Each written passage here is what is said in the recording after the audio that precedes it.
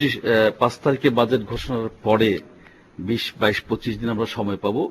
তো সেখানে যদি আমরা গিয়ে ইন্টারভিন করতে পারি, সেই সুযোগটি বোধহয় আমাদের থেকে যাবে আজকের আলোচনার মাধ্যমে।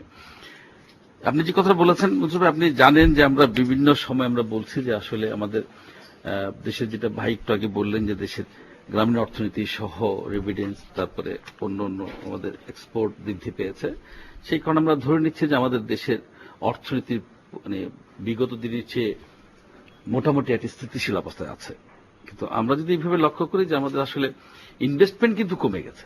আমরা দেখেছি যে গত 5 বছরের যদি আমরা হিসাব দেখি, তাহলে দেখব যে এই গত 1 বছর যাবতে কিন্তু ইনভেস্টমেন্ট মাইনাসের দিকে চলে এসছে। এবং তার প্রধান কারণ, যদিও আপনি মাঝে মধ্যে স্বীকার করেন না বিষয়টা মনসুর ভাই, এর আগে আপনার সঙ্গে অনেক আলোচনা হয়েছে, এর মূল কারণ আমরা মনে করছি ব্যাংক ইন্টারেস্ট নাম্বার 1, নাম্বার 2 হচ্ছে ইনফ্রাস্ট্রাকচার।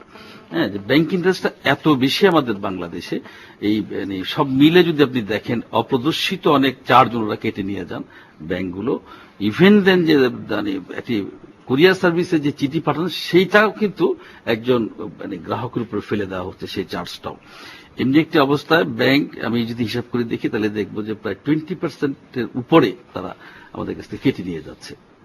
এখন 20% ইন্টারেস্ট দিয়ে কোনো শিল্পায়ন হবে কিনা, পৃথিবীতে কোথাও শিল্পায়ন হয়েছে কিনা আমার জানা নেই, বাট আমাদের কিন্তু এই অবস্থা পড়তে হচ্ছে গত 1-2 বছর যাবত।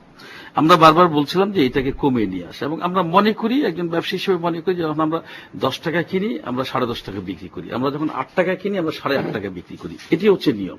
সেখানে আমানতের কথা বলা হচ্ছে যে আমানতের সুদ বেশি দেওয়া হচ্ছে, 12%-এর নিচে ওনারা আমানত পাচ্ছেন না।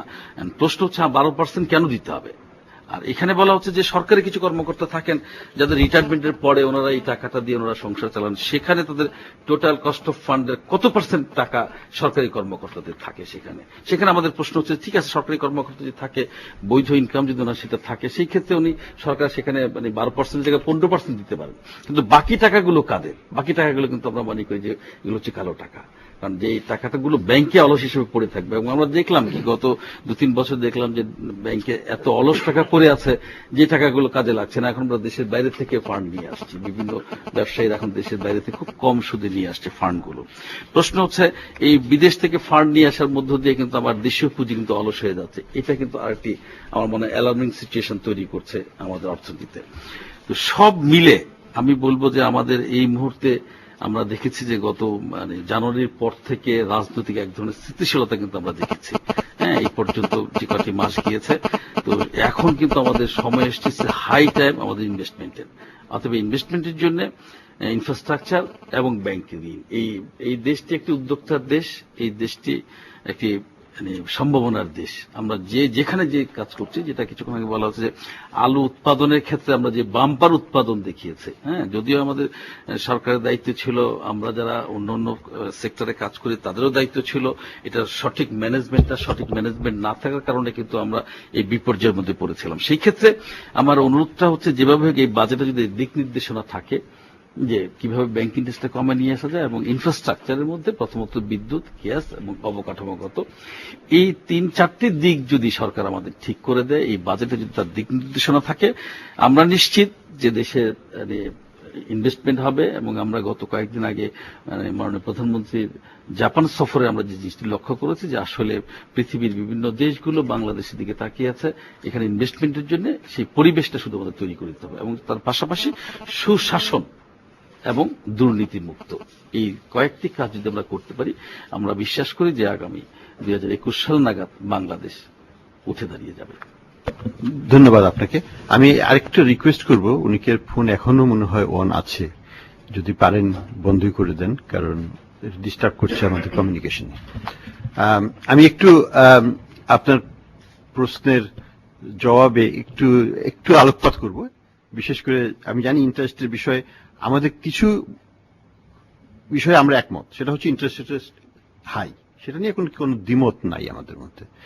যেখানে দ্বিমতটা হচ্ছে সেটা হচ্ছে যে আসলে 1 নম্বর হচ্ছে যে বিদেশ থেকে বরোইং করে সাপ্লাই সাইড থেকে এটাকে চাপ দেওয়ানোর যুক্তিসঙ্গত কিনা।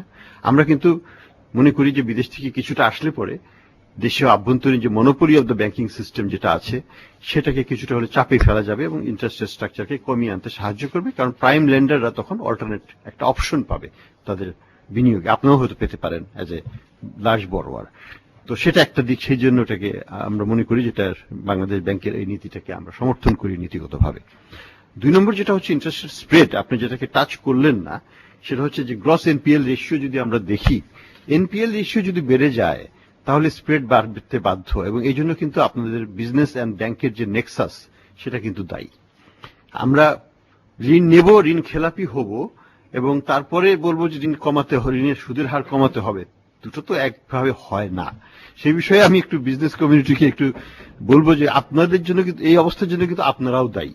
এটাকে শুধু বললে হবে না যে ব্যাংকাররা আমাদের উপর চাপিয়ে দিচ্ছে বা সরকারি কর্মচারীরা চাপিয়ে দিচ্ছে। সরকারি কর্মচারীদের এখানে না আনাটাই ভালো, কারণ আমি মনে করি না যে এটা সঠিক।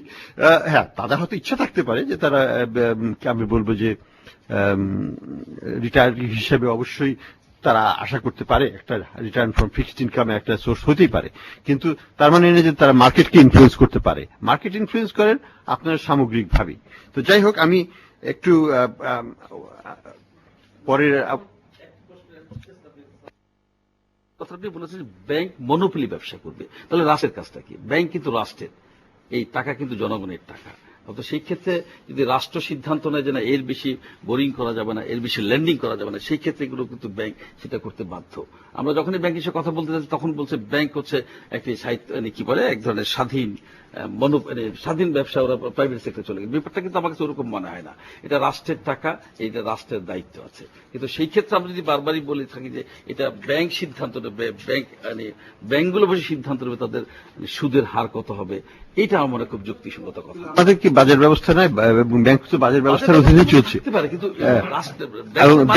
রাষ্ট্রায়ত্ত ব্যাংক তো 4টে বা 5টা বলা যায়, কিন্তু বাকিগুলো তো সবই আমাদের ব্যক্তি মালিকানার ব্যাংক, এবং তারা যখন যা খুশি করতে পারবেন, ব্যাপারটা কি ওরকম না, কেউই যখন যা কিছু করতে পারবে না, কারণ এটা বাজার ব্যবস্থার উপর নির্ভরশীল। তো কাজে আমাদের একটা রেগুলেটরি ফ্রেমওয়ার্কও আছে, কিন্তু ইন্টারেস্ট রেট যে কোনো ব্যাংক তার ক্লায়েন্টের উপর যে কোনো ভাবে বসাতে পারে, এবং ক্লায়েন্টের ইচ্ছা হলে সেই ব্যাংকের সাথে বিজনেস করবে না, সে অন্য ব্যাংকে চলে যেতে পারে। সেই স্বাধীনতা দুই পক্ষেরই আছে। এটা ক্লায়েন্ট এন্ড ব্যাংক রিলেশনশিপ, এখানে তো সরকার হস্তক্ষেপ করে। বলা হচ্ছে এগুলো কিন্তু আমরা দেখেছি যে এগুলো গুটি কিছু মানুষের মধ্যে এটা কিন্তু সীমাবদ্ধ, যারা ব্যাড লোন হিসাবে চিহ্নিত হয়েছেন, এবং তাদের ব্যাপারে ব্যাংকগুলো উৎসাহিত থাকেন। কারণ ব্যাংকের সঙ্গে আমরা কথা বলি তখন উনি বলে যে আমি যদি একজনকে 100 কোটি টাকা দিয়ে তার কাছ থেকে আমরা রিটার্ন পাই, আমি কেন 100 কোটি টাকা আমি 500 জনকে দিতে যাব, আমি কেন 500? এই যে মানসিকতা, এখান থেকে কিন্তু ব্যাংকে বেরিয়ে আসতে হবে। সেই ক্ষেত্রে শুধু ব্যবসায়ীদের দোষ দিয়ে লাভ নাই। আমরা যেটা মনে করি যে বাংলাদেশে এখনো ভারী শিল্পের মালিক খুব বেশি। আপনি কিন্তু খেয়াল করবেন, আমি বলছি ব্যাংক এবং মালিক ব্যবসায়ী দুই পক্ষেরই এখানে একটা দায়িত্ববোধের প্রয়োজন আছে। এটা শুধু ব্যাংকেও দোষ দিচ্ছি না আমি, কিন্তু আবার যারা ঋণ খেলাপি তাদেরকেও আমি বলছি যে তাদেরও একটা দায়িত্ব আছে এটাই বিষয়। তো যাই হোক, আমরা চাচ্ছি যে মার্কেট মেকানিজম কাজ করুক এবং আপনারা কম সুদে ঋণ পান, কিন্তু সেজন্য আমাদের সবাইকে চেষ্টা করতে হবে। এখন আমি পরবর্তী টপিকটাতে চলে যাচ্ছি, যে আমাদের বাজেটের সাইজ নিয়ে বিভিন্ন কথা বলা হয়, যেটা খুব উচ্চ মাত্রার বাজেটের সাইজ, প্রায় 2.5 লক্ষ কোটি টাকা। শুনতে খুব বড়ই লাগে সত্যি কথা বলতে, এবং জাতীয় আয়ের তুলনায়ও এটা প্রায় 19% কাছাকাছি, 21% হয়ে যাবে যদি এটা বাস্তবায়ন হয় সঠিকভাবে। তো এই প্রথম এটা 20% বেশি হয়ে যাবে। আমাদের ফর দ্য ফার্স্ট টাইম বাংলাদেশের ইতিহাসে আমরা 20% অধিক জাতীয় আয়ের এটা একটা বাজেট হতে যাচ্ছে। এটা একটা বিরাট, বলবো আমি, একটা পদক্ষেপ এবং সাহসী পদক্ষেপ সরকারের পক্ষ থেকে। এই বিষয়ে আমাদের সাথে আছেন ডক্টর জাহিদ বক্স। উনি ফিসক্যাল ইস্যু নিয়ে অনেক পর্যালোচনা আলোচনা করে থাকেন, গবেষণা করে থাকেন। ওনার কাছ থেকে একটু শুনতে চাবো।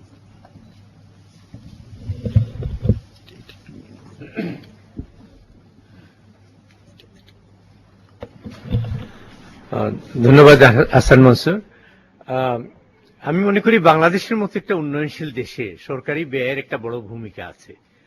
আমাদের বাজেট জিডিপির শতকরা হিসাবে 17-18 ইদানিংকালে বেড়ে 19-20-এর দিকে যাচ্ছে। এটা কিন্তু খুব একটা বেশি না। আমরা যদি আমাদের প্রতিবেশী দেশগুলোর দিকে তুলনা করি তাহলে দেখব যে আমরা বরং পিছিয়ে আছি।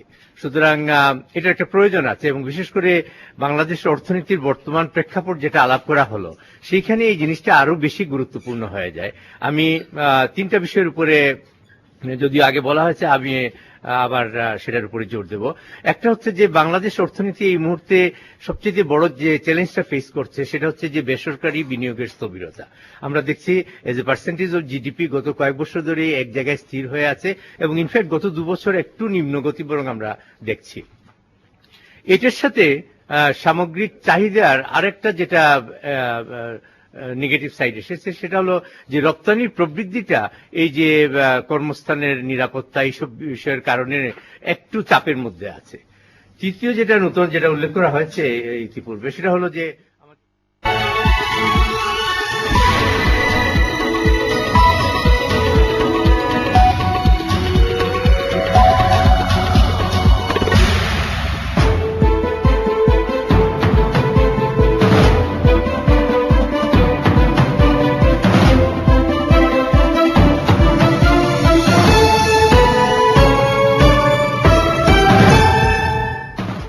স্বাগত সংবাদ সংযোগের সাথে আছি শারমিন কবির। আপনারা দেখছিলেন পলিসি রিসার্চ ইনস্টিটিউট ও ৭১ টেলিভিশনের যৌথ আয়োজনে জাতীয় বাজেট 2014-15 ও শেষ মুহূর্তের ভাবনা নিয়ে গোলটেবিল বৈঠক। এখন জানিয়ে দেব এই মুহূর্তে